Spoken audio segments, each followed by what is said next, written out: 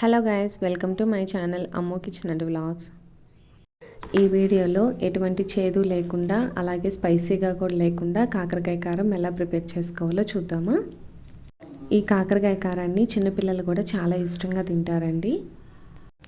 కాకరకాయ కారం ప్రిపేర్ చేయడానికి నేను 3 కాకరకాయలు తీసుకున్నాను.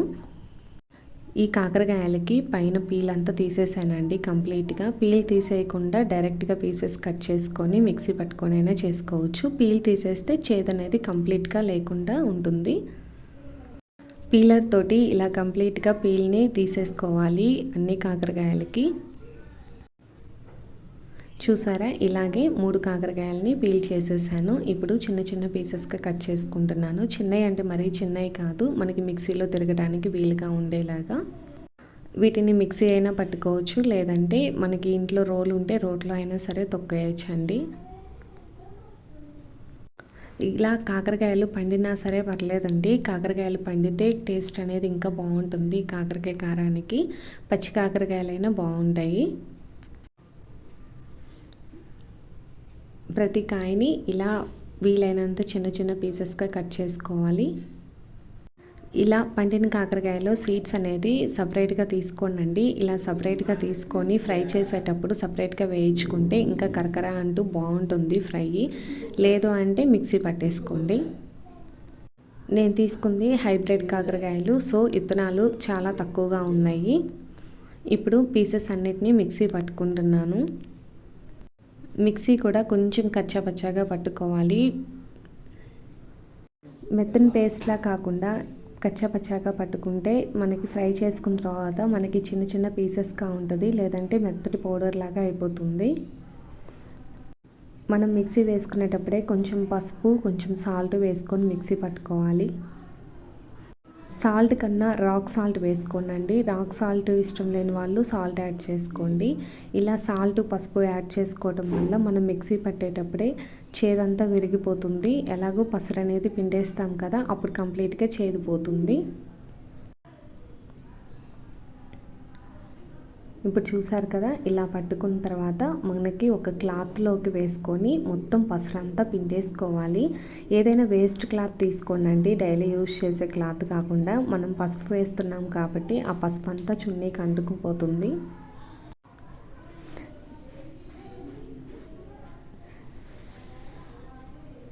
ఇలా మొత్తం ఈ క్లాత్లో వేసేసుకొని పసరంతా పిండేసుకోవాలి.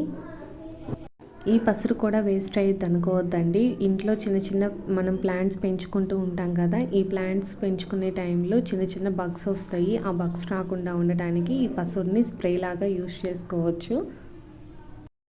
పసుపు వేసాం కదండి, అలాగే కాకరకాయ రసం కూడా చాలా చేదుగా ఉంటుంది. దీన్ని మనం ప్లాంట్స్కి స్ప్రే చేయటం వల్ల బగ్స్ అనేది రాకుండా ఉంటాయి. అలాంటివేనండి, చీడలు అట్లాంటివి రాకుండా ఉంటాయి. చూసారు కదా ఎంత పసరు వచ్చిందో 3 కాయలకే.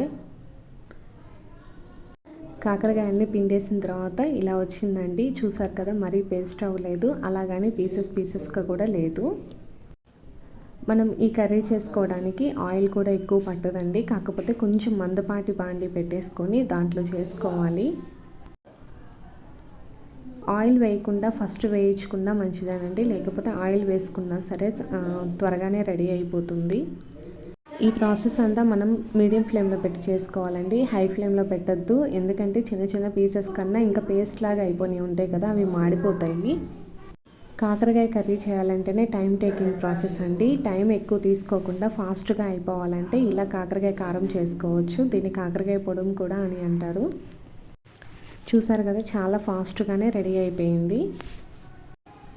ఇప్పుడు కాకరకాయలోకి నేను కారం ప్రిపేర్ చేసుకుంటున్నాను. కొబ్బరి కారం యూజ్ చేసేవాళ్ళు కొబ్బరి కారం యూజ్ చేసుకోవచ్చు, లేదంటే ఇలా కారం అయినా ప్రిపేర్ చేసుకోండి. కాకరకాయ కారంలోకి ఇలా కారం అయితే బాగుంటుంది.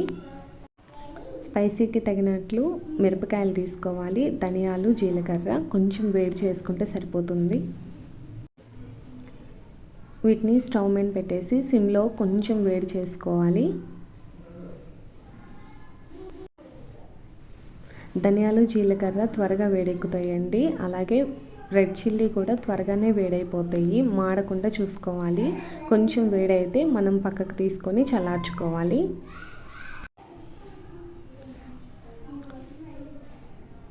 మనం చేత్తో పట్టుకుంటే మనకి హీట్ అనేది తెలుస్తుంది కదండి, అప్పుడు తీసేస్తే సరిపోతుంది. అలాగే అవి పక్కకు తీసేసిన తర్వాత ఇలా శనగపప్పు అలాగే మినపప్పు వీటిని కూడా వేయించుకోవాలి. ఇవి కూడా మన క్వాంటిటీకి తగ్గట్టు తీసుకోవాలి, ఎక్కువేం తీసుకోవాల్సిన అవసరం లేదు.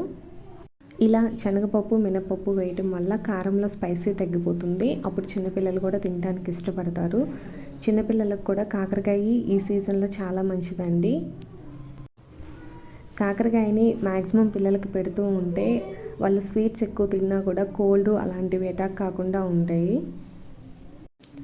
ఇవి కూడా ఎక్కువగా ఫ్రై అవ్వాల్సిన అవసరం లేదండి, కొంచెం హీట్ ఎక్కితే సరిపోతుంది. మనకి కలర్ చేంజ్ అవుతాయి చూడండి. అలా కలర్ చేంజ్ అయిన తర్వాత తీసేసి చల్లారిన తర్వాత మిక్సీ పట్టుకోవాలి. ఇవి చల్లారిన తర్వాత మిక్సీ పట్టుకోవాలి. మిక్సీ పట్టుకునేటప్పుడే కొబ్బరి యాడ్ చేశానండి, ఎండు కొబ్బరి, చిన్నుల్లిపాయలు, కొంచెం సాల్ట్ యాడ్ చేశాను. ఈ ప్రాసెస్ మొత్తంలో నేను ఎప్పుడూ సాల్ట్ అనేది ఎక్స్ట్రాగా యాడ్ చేయలేదండి. కాకరకాయలు మిక్సీ పట్టేటప్పుడు వేశాను, అలాగే కారంలో వేశాను. ఇంకా సాల్ట్ అనేది నేను యాడ్ చేయట్లేదు, సరిపోతుంది సాల్ట్.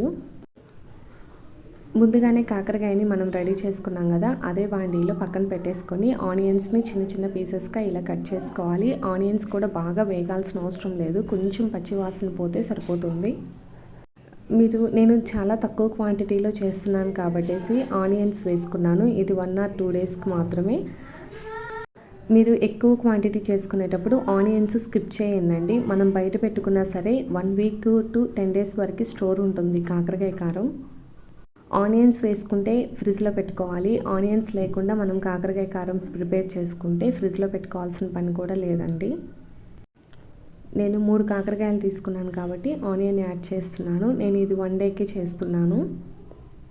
ఆనియన్స్ వేగిన తర్వాత కరివేపాకు యాడ్ చేసుకొని ముందుగా ఫ్రై చేసి పెట్టుకున్న కాకరకాయ కారం కూడా యాడ్ చేసుకున్నాను. ఈ కాకరకాయల్లో 2-3 పీసెస్ వచ్చినాయండి, అలా ఉన్నా పర్లేదు. అవి కూడా చేదు అనేది అస్సలు ఉండదు.